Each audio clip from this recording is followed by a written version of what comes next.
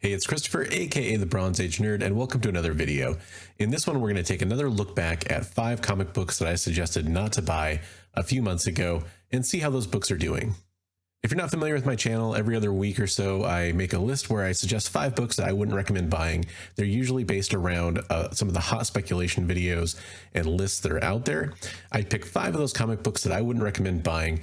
And this is the video where a few months later, I follow up on the prices, see how I did with my predictions, and see if that book was actually not worth buying or if maybe it was a good pickup. All right, so let's follow along and see how I did with all my picks. All right, so pick number 1 was this Moon Knight number 3. This is the Verigi 1 in 25 variant from 2016. This is essentially a hot variant, a hot ratio with Moon Knight coming to the MCU. A lot of these books popped up. I believe this one was off the CBSI Hot 10 list. I wasn't actually tracking where these sources came from back then. I am now. But I'm pretty sure this was up from the CBSI list, and it's probably something that they noticed movement on. The current trend on this book, this is a little irrelevant for our purposes, but it's up 4%, so that's kind of interesting. Let's see where this book's at.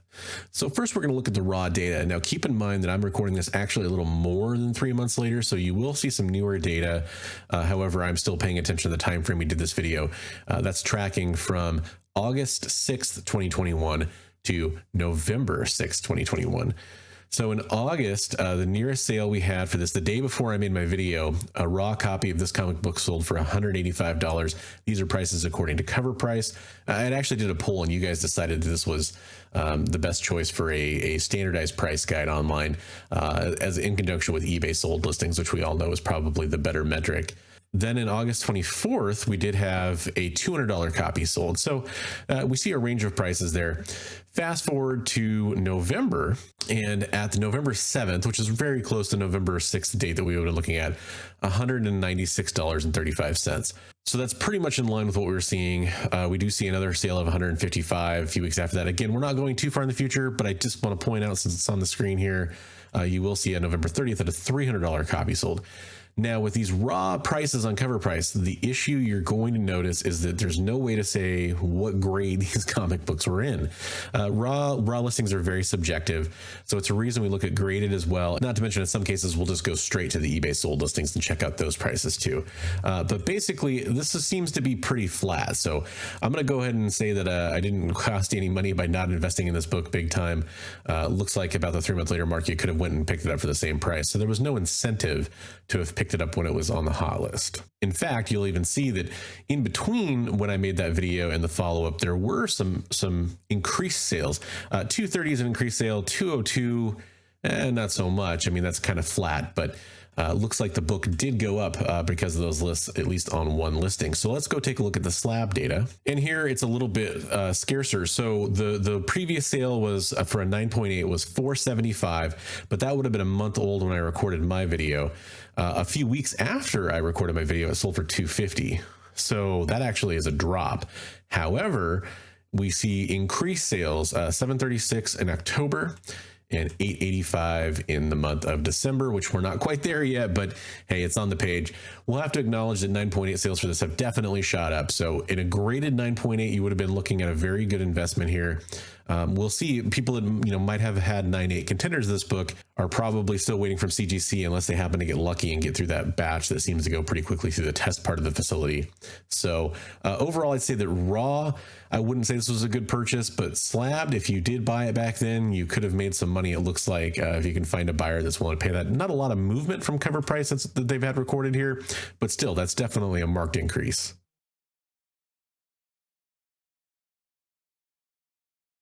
All right, so next let's look at this Thor and Hercules Encyclopedia Mythologica. This is a sort of an annual book, not really an annual book, like a guidebook, an encyclopedia. Kind of reminds me of those official guidebooks and the Marvel Handbook. And basically this would have a lot of characters that it was theorized would appear in Thor, with Gore the God Butcher coming along and all that kind of stuff, the new Thor movie. This book was from 2009. Again, I think this was from a CBSI Hot 10 list. There is actually no data from cover price that they're really tracking on this book. So I can't really give you much information there. So we're going to go straight to the eBay. So on eBay here, we'll see some recent-ish listings. If I go back all the way to the history that eBay will give me. And again, I'll be tracking this data going forward a little bit better. Back in October 3rd, this sold for $50 on a buy it now. And then we've seen it sell for kind of a range in there, 29, 35, 50. One sold for $1. That's obviously an outlier. 70 is a high water mark there. Looks like somebody definitely wanted that one because that's definitely an outlier the other way. A best offer accepted and a $40 sale. So I think this book has stayed pretty flat from what I tracked when that video came out. And that was me seeing a $45 sale on September 20th on eBay back when I was trying to track this. That's the last raw sale that I had any data for. No graded sales that I've been able to track the data for. I don't think anybody's slabbing this book, or if they are, there's kind of in that backlog at CGC maybe. So we don't have sales data on that yet. If you do, let me know. But right now, I'd say that this book, it's always been kind of a in-demand book because it's a low print run, which is part of the reason it was on that list, in fairness. So I would say that this book is flat. That's my best thing that I can do with the data I have. If there's other sales data out there, looks like you might have made a little bit on this.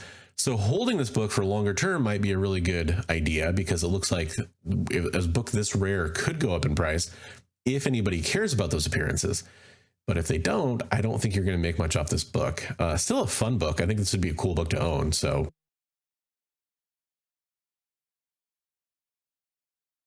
all right, next on the list, and it's a doozy, Detective Comics number 359. This is the first appearance and origin of Batgirl. So you might think to yourself, why would I recommend not buying this book? Well, very simply, the reason was because it ended up on a list. This is a huge key. Why buy a huge key when people are shining a spotlight on it? Doesn't make any sense to me. That's the worst time to buy a book. So it was kind of a timing issue. I think this is a fantastic book. Long term, this is a fantastic book. There's no reason not to buy it. But short term, I don't think it's that great of a book. And right now we have a current trend of down 3%. So let's look at the data. So raw, you can kind of take a look at the chart here. Again, this August time frame, we were seeing it go for 393, and then you see it start to go up. So this is people being excited, I guess, about that Batgirl casting and some of the news. And then when you get towards the beginning of November, you start to see it go down again. So that's worth noting. Now remember, so you see that spike on November 21st. That's obviously a huge sale, but at the same time, that could be a very high grade copy for one thing. No way to really know from looking at this chart. The other thing is that is past the 3-month mark. So that's something we'll have to look at 6 months down the road. And also the rest of the copies sold around that time frame do tend to trend down as well. So between August 1st and August 11th, which is kind of right in that time frame when I recorded it on August 6th, $400 sale and $189 sale. Total, who knows what these grades are. So you have to take that all with a huge grain of salt. We see some massive sales after that though, right? $1,000, $800.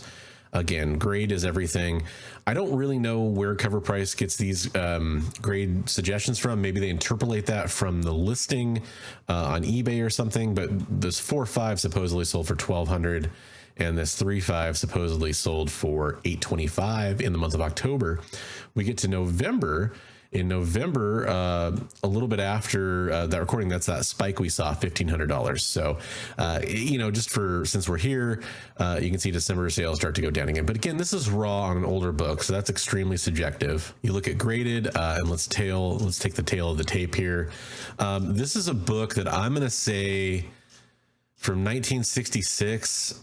Let's take a look at 5.0. I haven't looked at this data. This is totally random. I don't know what a good grade to look at here. Maybe we'll look at a couple. There's not much that really lines up with what we're looking for here. $1,600 in July, and then $1,250 in September and $1,250 in October. So that's not looking too great. Let's look at 6.0, $1,705 in June, and then right before I would have recorded $1,500, $1,800, $1,550. That's looking a little flat. Let's go up another full grade level. Here, September 1825, 1920, 2100. So that it looks like, well, then 2100 is past the time frame we're looking for. And let's look at an 8.0. I mean, that's a very high grade for for this book. July was that's $3,000, but that's the newest sales data we have. So I'm gonna say this is pretty flat. If you disagree with that interpretation of this data, let me know. But to me, it looks pretty flat from what I can see here. Just for shits and giggles, so a 9.8 went for 132,000 in January 2021. That's pretty cool. Yeah, so I'm gonna say this one was flat.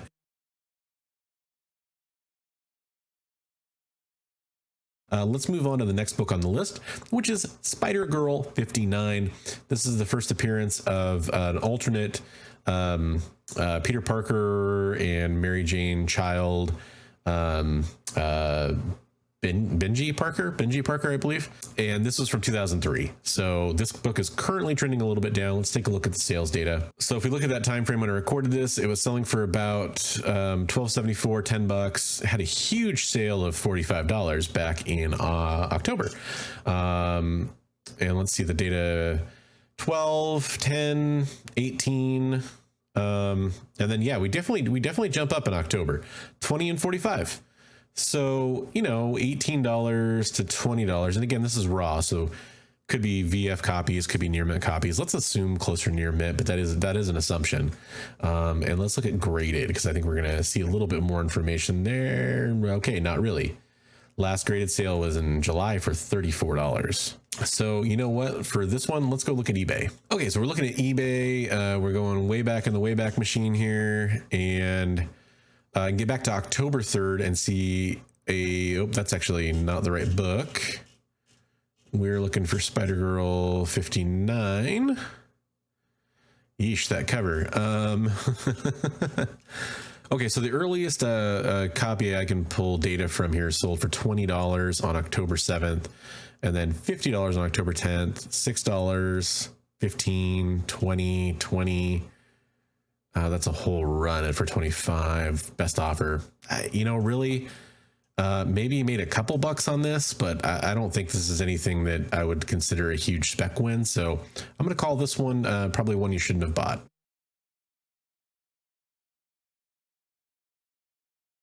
Okay, this was the big swing pick here that I made for this week. This is King Spawn #1. This is specifically the 1 in 250 copy. And the deal with this is Todd McFarlane said he would only sign the 250 copy for this particular issue. And all those came with a CGC certificate, so you could actually get it in the mail and then send it right off to CGC, and they would still count it as a witness signature because they assumed it, you know, all copies had to be from this, right? So currently this book is up 6%. Let's take a look at the raw data. Again, we're looking at the time frame from August, when this about when this came out. 1450 do have some high sales. We got 2801 and 3000, 4400 in September, and then we're back down by the time we get to August. Actually, really low sales, 550, and then on November 6th somebody bought it for 3100, which is insane, but somebody did, or you know, maybe shenanigans were afoot, we don't know, but let's assume somebody did. So yeah, the day I recorded, I have a sale for 640 and a sale for 717, and these are again raw copies, probably all very high grade. You get fast forward to that November date, and a raw copy sold for 3100. Yes, that is something I have to acknowledge as a high sale, but it's a little strange considering that in October people were buying this all day long for 1,000 or less. So you definitely could have made some money on this. Again, for me, this was a long-term 6 months to a year book that I thought you wouldn't make too much money on.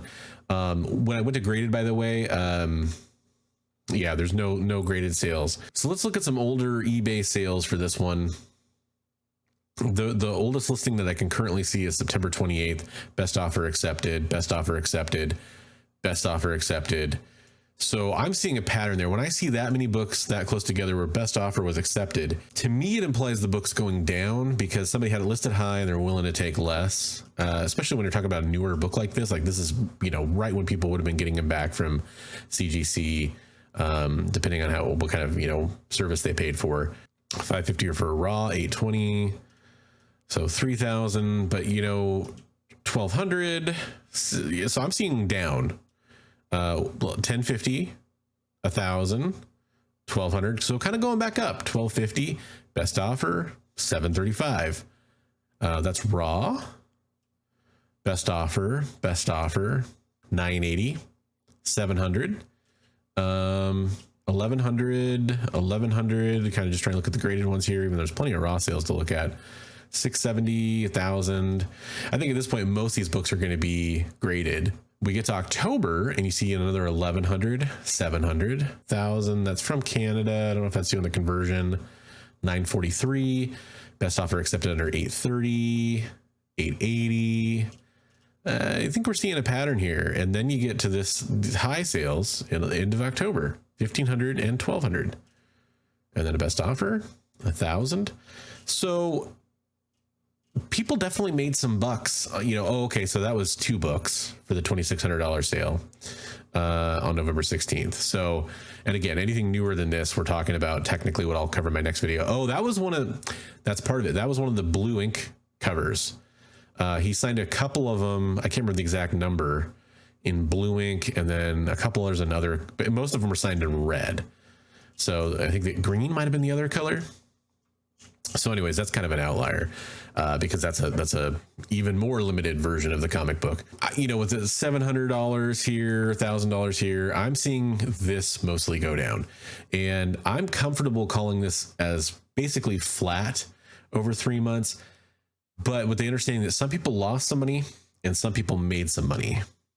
So it depended on what offer you were willing to accept. It depended on how the auction played out on some of these. So I think it's definitely interesting, but I'm really going to be curious where to see if we kind of see a stabilization of the price of this book in 6 months. But, you know, I'm saying that right now I wouldn't have bought this book then and been ecstatic unless I just happen to be like one of these kind of seemingly outlier, like selling for $1,500 on October 25th. And that, you know, that was a low number. Somebody might have cared about that, I guess.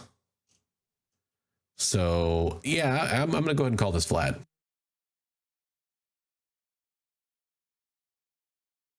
So on the balance here, I think that most of these, I think I was pretty much right on in advising you not to buy the books. I mean, because think about what you could have been doing in that time frame with your money instead of buying these books at the prices they were going for. Like, you could have bought, yeah, I know this is a little cliche, you could have bought some different cryptos and made some good money there. You could have bought some major keys, some kind of more forward thinking spec, and done better with your money there as well.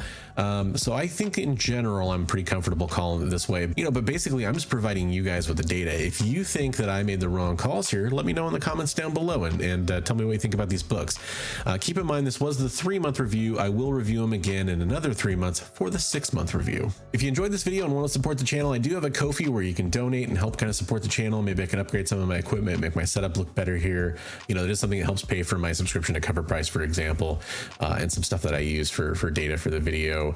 I always appreciate you sharing my videos. I always appreciate you commenting. There's also a Discord, the link's down below if you want to go ahead and join the Discord. Check that out. See you guys next time for my top 5 not to buy. Until then, I want to remind you, as always, hey. Read comics every day.